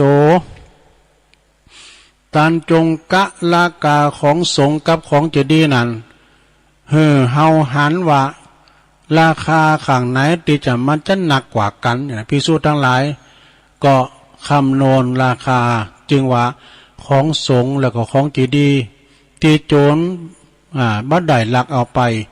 มีราคามากกว่าพะยะค่ะมีราคามากกว่าของสงฆ์ที่หือแก่โจรเนี่ยมันเสี่ยงไปจำนวนหน่อยแต่เหลือจำนวนหนักนะคือไปเลี้ยงเปิ้นก่อนหือเปิ้นยอบใจดีก่อนหือเปิ้นเป็นได้มาน้อมตนน้อมกายถวายปิ้นสงฆ์ปิ้นถวายปิ้นรักษาเจดีย์กันต่อไปพระสงฆ์ทั้งหลายจึงปรึกษากันว่าพระมหาเถระทำอย่างนี้ซึ่งจือว่าได้ทำดีทำชอบแล้วประกอบได้คุณเนอะดีแล้วนะที่จะปกป้องกันที่จะป้องกันเสียซึ่งของสงฆ์แล้วก็ของเจดีย์บ่หือพินาศชิบหายโดยภัยคือโจรนั่นเองนะบ่หือปิ้นพันธะไทยแล้วก็อาหารแก่พระเถระสงฆ์ทั้งปวงอย่าได้สงสัยโจทย์ท่วงนะโจทย์ท่วงแก่พระเถระเลยว่าภิกษุใดมีปัญหาทำปฏิสันฐานยอมจ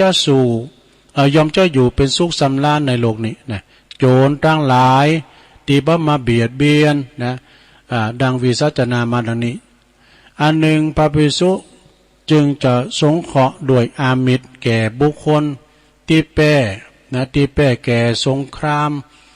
เข้ามาในวัดเนาะคนที่บ่มีญาติบ่มีเป็นผู้ที่อนาถาเข้ามาวัดแล้วคนต่างหลายเป็นอาคันตุกะก็ตามเนี่ยที่เข้ามาวัดแล้วต้องได้กินต้องได้บริโภคคือการอยากมาที่ไหนขอมาที่วัดตึงได้กินข้าวบัดบ่อับจนกันอยากนะกันมานักมาหน่อยก็ว่าทำกรรมนี่ก็มาหลายลำไปกับพุทโธผมไขไวก็แหกันมาหน่อยนี่มาถึงกันนะเขาวัดมานะอย่างน้อยก็ปากกับสระเนาะเลี้ยงโดยปากกับปากกระป๋องนั่นแหละ ปากกับก็คือปากกระป๋องนะเนาะเนี่ยท่านแล้วนี่ก็จบลงไปเนาะเสนหน่อยหักษาของหนักไว้นะโจรกลับกลายเป็นคุณดีมาหักษาเจดีย์วิหารลานเจดีย์เปิดมาทำบุญก็ป้องกันไปสูงถึงบ้านถึงช่องเนาะสะดวกสบายทั้งทรัพย์สินและชีวิตเนาะขอบคุณอุยลาอุยลาวงสายะรวมทำบุญไปเป็นเจ้าภาพกันเตดแล้วก็เป็นเจ้าภาพการนำกาแฟทำ1 2รวมไป2เอาปอนกันลงหมอนถึงลงถึงลายเนาะสัปปิติโยวิวาจันตุสัพพะโลโกวินาศตุมาเตภวัตวันตรายโยสุขีติคายุโกภวะอาภิวาทานสีลิสานิจังวุตตาปัจจายโนจัตตาโลธรรมาวัฏันติอายุวันโนสุขังปะลังเอาแล้ววันนี้เป็นวันจันทร์2 ทุ่มบึดก็ฟังท่านครูบาดอยถ้าว่าเปิ้นมาก็ฟังท่านพระครูปริยัติรัตนาโชติอาจารย์มหาเสาแก้วเปิ้นจังแตนกันเนาะก็ คืนแล้วนี่ก็ฟังครูบาอาจารย์ได้อูจ้าภาษาธรรมโดยเมตตาบารมีธรรมอาจารย์วรรณชัยชยานันโทวัดพุทธศรีคีรีแล้วก็ท่านพระครูสาธิตสารคุณเจ้าคณะตำบลนำดิบเจ้าวัดน้องพาขาวฟังจนจบเหมือนกันเนิดแต่คือแล้วนี่นะแต่ท่านพระอาจารย์พระครูกัลยาณปราโมทย์เปิ้นก็เกมตอดผ่าป่าสระญาติโยมวันนี้เปิ้นก็ทำบุญแฮปปี้เบิร์ธเดย์วันเกิดเปิ้นก็ตั้งตุ่นกาเฉพาะกาคณะศรัทธาแล้วก็คณะของเปิ้นนี่ก็ได้80,000นะกาทั้งอาจารย์พระครูนะแล้วก็ตั้งหลายตั้งปวงโดยก็เปิ้นย่ำแต้นตาเนี่ยก็ลุงป้าก็มาส่งตุลุงขึ้นดอย ท่านพระครูอภิวัฒนวิกรมลุงป้าไปส่งตุลุงออกรายการก็มาก็จับพอดีก็เข้ารายการพอดีเนาะศรัทธาญาติโยมทั้งหลายวันพุธนี้ก็จะสอบธรรมมาเตดดีๆเพราะว่ากินเวลาหน่อยหนึ่งเนาะแต่ถ้าเปิดสายนี่ก็เปิดไปการไปงานไผจะมาฟังเฮาอย่างล่ำเลอมาซ้ำซากอยู่นี่ ถึงเจ้าตอนบ่ายนะเนาะตุลุงก็มาโดยทำนาทีที่เปิ้นปุ้งปันเห็นนะเนาะศรัทธารายการตุลุงก็มีแต่ก็เปิ้นหือมาแตนพองก้ายนะตุลุงก็ทำไปนะก็เก่งอกเก่งใจพี่น้องศรัทธาโกว่าเปิ้นจะลำคาญเสียงตุลุงก็หูโตดีเหมือนกันนะเนี่ยก็ซ้ำซากอย่างนั้นเนาะฉะนั้นก็ขออภัยเน้อศรัทธาเน้อการถวายแม่หลวงเขาสอบเนี่ยก็ต้องฟังก่อนนะเป็นยังไงนะขอเก่งใจเจริญปอนว่าจ่าเจ้าเวลาเจ้าฟังธรรมของเราเน้อเจ้าฟังเนี่ยค่ะเวลาวงสายยะก็เจ้าแม่สุเกี่ยวมาหือนะกะที่วัดปากตั้งเจริญนะตัวลุงก็เตะทำเหมือนแล้วเรียบร้อยเวลาอยู่ฟังหาเนาะอีหล่าเวลาเนาะอีหล่าสุมาเด้อชัดเจนเด้อเวลาดงหาดนาคดงหาดนาคตัวอาการเบิ่งก็ฟังดำเน้อดีละอายุหมันควันยืนเวลาเน้ออย่าเจ็บอย่าจนสุขภาพสมบูรณ์แข็งแรงเด้ออยู่ดีมีสุขเด้อสาธุโถเวลานี่96เวลานะกู96แล้วก็หูตาดีศีลจำดีแล้วก็เต็กมาอย่างใดซะนะเต็กคนเดียวนะเนี่ยเต็กโทรศัพท์มาคนเดียวนะตุลุงก็จะลองเปิดสายไปเลยถ้าโทรมาตุลุงก็จะหับสายถามหับตุลุงก็จะว่าไปเลยเนาะ0899556506เวลาประมาณ18:10นี่ก็ฟังรายการธรรมะบันเทิงใจนะของอาจารย์ท่านพระครูประหลัดณัฐพงศ์วัดดอนจันทร์เพิ่นก็มาเข้ารายการ2วันจันทร์แล้วก็วันการนะมาทำสายหนึ่งนะสายก็จะห่างหน่อยนะเจริญปอนแหวนสาวเจ้าตุลุงแม่จันปดตัวอินดูตุลุงมีไผโทรมาอ่ะเนาะอย่ามาอยู่กันนะคนก็ฟังก็จะหลายอยู่จ้ะเรือนใสเวียงตาการก็ไปช่วยคุณหลายอยู่เฮ้ยที่หันนะวัดปากตั้งเจริญก็ได้เป็นแสนปลายอยู่นะดีอยู่นะได้อยู่ก็กาอาจารย์สมหวังมัน80,000แล้วเนี่ยแล้วหมู่หลาย30,000ก็มี20,000ก็มีหมื่นนี่นะก็มีจะหลายเจ้าภาพปอลิงทั้งหลายหลายเจอเลยได้เป็นล้านอยู่นะก็เปิ้นหอมหมื่นก็ตุลุงก็หอมปันถ้าเปิ้นหอมปันตุลุงก็หอม100ถ้าเปิ้นหอม100ตุลุงใส่20เนี่ยเบน้อยห้อยน้อยเบน้อยก็ขอได้ตัวเหมือนไป10,000ก็กะขอได้มีส่วนรวมด้วยเปิ้นได้ไหมเนาะอันนี้แม่เขาผมได้ไปแล้วครับโดไปปิ้นหยังมองนักเอายาเลยไปยันนกยาไปหนวดเลยปิ้นหยังหลวงพ่อก็ไปกำลังมาเนี่ยที่กอดดูฮะที่ข้างมันที่มันสแม่งนะกะพลิกสแม่งมันอุ้มหมอนนะกะยกหมอนอุ้มสาวเลี้ยวไปได้ก็ตอดตัวเลยนะใจใส่เปิ้นดีๆเด้อของดีเฮานะเนาะนั่นน่ะผมมีให้บักโจมาเป็น98แล้วกะฮะ98แล้วกะดู98แล้วน่ะโอ้ก่อน เรื่องเนี้ยเฝ้าเฮือนใดนะเนาะเฝ้าบ้านใด เดี๋ยวนี้ก็ละเฝ้าก็ได้อยู่ เนี่ยดูโอ้ ไอ้น้าก็หูจักอยู่แล้วเที่ยวไม่ได้เลยเนี่ย นั่นน่ะไปตามสัจธรรมล่ะแม่เนาะนั่นแหละมันหอกกลมมีน้ำมันเนี่ยค่ะอากะมันก็ไปตามสัจธรรมใจใส่เปิดดีๆไปแล้วกันบุญตีเบิ่มเจ็บเป็นยังโอ้บุญเด็ดๆอ๋อโทษเป็นคนนอนได้ไปนอนหัวยาคำตื่นเนี่ยดูเนี่ยบุญไปบุญมันนะแต่ก่อนนั่นขึ้นสีขาวมีไหนไปเจอกันหมดไปได้นะก็มาอย่างได้อากาศก็เขาก็อยู่ตัวเปิดได้ก่อนเนาะเดี๋ยวละไม่ทีนี้เนี่ยตุลุขอบคุณแม่จันหลายๆเด้อสาธุสาธุแม่จันเรือนใสเวงตาการเด้อเปิ่นใจใสดูแลแม่อายุ98แล้วนะอุ้ยหมอนท่าเด้ออุ้ยหมอนท่าแต่ว่าอุ้ยแม่จันเรือนใสนี่เปิ่นไปกินแปดตาลที่ไหนก็เปิ่นก็ทำบุญเผยแม่ด้วยนะอุ้ยหมอนท่าอ่ะนี่เป็นลูกกตัญญูเนอะเดี๋ยวกันเนอะเจริญปอนเหลือเวลาไหวขาตัวนู้นถ้าจะมูลเนาะแม่บุญศรีเจ้าโอ้สิได้แต่เมื่ออย่างกูตื่นแต่โจนเขาไปคุณขึ้นไลน์อยู่ของเนี่ยป่ากันหนึ่งดูอันพอล้านเนี่ยกับตัวนู้นฟังตัวนู้นเก่า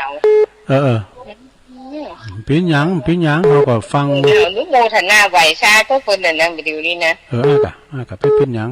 อยู่ได้ร้านน่ะเจ้าอันที่ตุลุงว่าอันโจนอันมาอันจุยอย่างเงี้ยของพระสงฆ์นั่นน่ะคนน่าคิดเหมือนกันนะเนาะเปิ้นหือของน้อยแล้วก็ดูเจ้าทั้งหลายคือว่าโจทนาเปิ้นเยอะอย่างเยี่ยมดูแลเทลาเนี่ยเปิ้นก็มาเปิดเทปร้อยก็กันไปเล่งโจรโจรไปเล่งเฮาเนาะโจรก็ได้ดูมาเฝ้ามันคือมาโหงแหนมารักษาเจดีย์ถาดเปิ้นมาทำบุญก็ไปสูงเปิ้นถึงบ้านเนี่ยเนาะดีกันแล้วกันโมทนาบุญนะคุณว่าซื้อของตุลุงที่คุณว่าคุณเฒ่ามาก่อนคุณว่ามันนับขาเลื้งอย่างนับตู้เจ้าอย่านับเม็ดเข่าเหินนับแต่เฟิงเจ้าน่ะสาธุมันมาอะไรนี่เขาว่าตู้เทินก็อันมาใส่บะเกียวก็เทินบะเทินก็จังมันตื่นใจแล้วหันขาเลื้งนี่เนาะวันไปบัดไปไหวยังพงของปวดมือเมื่อไหวคนว่าไหวภาคคุณของพระพุทธเจ้าที่คุณว่าเนาะเอาจุดนั่นเนาะยังมันมูลก่อฟังไปมันก่อฟังไปเมนตัวลุงยังพงผมว่าเข้าใจนะตัวลุงเขาบอกฟังคือคนก่อเกหรือเฮาผมบ่อยากเจ้าวางปืนเด้เขาจะว่าไผ่คุณคงทำแบบลุงปู่ทองน่ะตัวลุงแม่น่ะตุเลยตุลุงเนอโมทนาตุยตุนนับบุญดินใดอันนั่นแหละกล่าวชั้นอันบุญงานบุญเนาะตุลุงเนอโอ้ดีแล้วขอบคุณเนอใจว่าพระเจ้ามันเล่งเลยตุลุงเนอขอบคุณเนอพุทโธมันได้มาหยอดก็ดีแล้วเนาะสาธุแม่บุญศรีสร้างเลงเนอได้ดูแลหลานต้อยก็ฟังอยู่แจ่มฟังแหละตัวแม่ก็ไม่ได้ลำโทแต่ก็ฟังอยู่ตลอดกูตุ้นกูองนับตัวเจ้าก็นับผาเลิงนับตัวเฟิงก็คือนับเม็ดเข่าให้หนาเปิดวานะเนาะโอ้ถูกต้องด้วยแม่เนอเจริญปอนกราบภาษาครับหลวงลุงอันนี้น้องเจก็เนี่ยเนาะคือกำลังใจเด้อหลวงลุงเด้อคนเท่าเฝ้าดอยคือกำลังใจหลวงลุงที่จัดรายการเด้อเสียงหลวงลุงเสียงเขารูปหล่อดีโอ้ยใจดีเหรอเปิ้นแล้วก็งานอ่ะน้องเจโอ้เรียบร้อยแล้วครับเที่ยวตู้เที่ยวต่างหมดแล้วครับโอ้ดีกะอันเอิญบอกเลยอุ้ยมาด้วยนะอุ้ยมาศิริปาเนี่ยเอาเบ่งถวายตะลุงกำเนี่ยขอบคุณหน่อยกะครับลงลุงฟังปิกลูกโอ้ก็อาจารย์นะกะเพิ่นว่าเข้าใจฟังปิกตะลุงมาจัดรายการเนี่ยบทโตผมมาหิมแทนนี่นึกว่าเปิ้นจะโซ่ให้เรากายคิดว่าเฮ้ยได้จัด ครับเพื่อกำลังใจหลวงลุงโดยเด้อหลวงลุงครับ โอ้น้องเจเจก็เดือกับผู้หมวดเต้นตัวลุงเนี่ยเนาะต่อตัวลุงเนี่ยเนาะครับผู้หมดนั่งรอนี่ละ ก็เดือทั้งสองสายแต่จบละเนาะจ้าขอบคุณสาธุสาธุ ครับภาษาครับ น้องเจเจนะเจ้ากับโปโตเอาอันนั้นมาถวายตัวลุงเนี่ยยังตัวลุงฉลาม เอินอ๋อพี่น้องไม่อายมาแล้วเจเจนี่อู้ดีขนาดแต่แม่จันโซนมัสการเจ้าโอ้นี่มีการมีงานที่ปากตังเจริญไงครับต้านผ่าป่ายะต้านผ่าป่าอ๋อต้านผ่าป่าเดี๋ยวนี้เป็นผ่าป่าอยู่เนาะเป็นผ่าป่าได้อยู่นึกเจอกระถินนะผ่าป่าเนาะเอาพรรษาแล้วก็เป็นกฐินเนาะเอาพรรษาแล้วเป็นกฐินตะกี้มันหายเซ็ตไปไหนกับโหมันดักไปกรรมเลยอะดักไปกรรมมันเป็นยังไงกับเป็นธรรมดา10 นาทีวะนะอ๋อเป็นยังดักไหนมูนะดักน้ำบอสวาก็ว่าดักของท่านมูนอันนี้ตุลุงก็ไม่ได้สแตนบายตั้งหลังเนาะดักหมดตุลุงก็ว่าไปที่อ่ะก็มันดักจุดสุดชั่วโมงตุลุงกับหัวมีนาทีว่าไปที่นี่พอกันในอันโทรศัพท์อ่ะลุงก็ว่าจริงๆแกอู้จริงๆได้รักวิ่งอยู่อ่ะฟังอยู่เด้อเจ้าคุณแม่จันสมหนักๆเด้อสาธุสาธุเป็นกำลังใจเจ้านมัสการเจ้ามาแล้วอันนี้พี่น้องตังแม่อายเจริญปอนไว้ครับพี่ลุงโอ้น้องเบลมาเป็นปิดสุดท้ายครับผมพอดีซุ่มโทรเอาครับแต่กันเนาะอดเอาเหมือนได้ยินละเนาะปั๊มก้ามนี่ดังทะลุเลยแต่ว่าใครได้ยินเสียงตุลุงไปได้ครับได้ยินแล้วเนาะมาได้โทรหาตุลุงเบอร์แล้วครับผมดีแล้วขอบคุณน้องเบลหลายๆเนาะใจครับตุลุงครับขอบคุณโอ้มันมาหยุ่นกำลุนในเหิมเจ้านี่มีเสียงมีสายตอนนี้ก็จบเวลาตุลุงยุติหับสายกันเนอผู้หมวดชัยพรผู้กองเข้ามานางรอละจะสูงงานเนี่ยน้องเจเจเนี่ยก็แม่อามอนทาดอยคังเนอแม่อุ้ยหล่าวงสายะเจ้าของเจ้าภาพเนาะดงหาดนาคอุ้ยหล่าร้อยซาวเนออุ้ยหล่าแม่จันเรือนสายเวงตาการเนอขอบคุณแม่จันแม่บุญศรีสร้างเลงตุ่นพึ่งน้องหล่องโอ้วันนี้ก็แม่บุญศรีไปก็โทรมาน้องเจเจจะจากปากตั้งเจริญคุณคุมเสียงตั้งหลุมเนาะแม่จันสมมานีจากนั่นหลังกาดแม่สาวสุดท้ายน้องเบี้ยวนักข่าว จบลงไปเนาะสตาเกาะตุลุงก็ขอนำรายการจากลาสตาไปก่อนก็เดี๋ยวฟังข่าวพร้อมกับเพลงโดยของผู้หมวดชัยพรเจ้าก็ปากันบ่ได้อู่กันดีนะเปิดก็จะเข้ารายการต่อจากตุลุงเนี่ยเนอผูกปากันใหม่บ่าย3นะอย่างเอี้ยนะปากันใหม่อยู่ดีมีสุขเนอจัตตาโลธรรมาวาตันติอายุวันโนสุขังปะลัง